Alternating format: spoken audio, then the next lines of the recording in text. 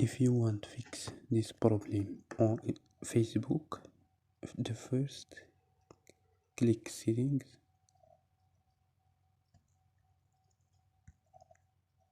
and click apps and notifications. Click apps,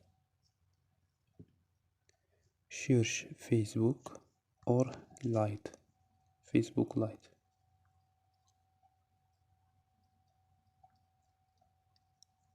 And click storage. Don't forget the Facebook code and click manage space.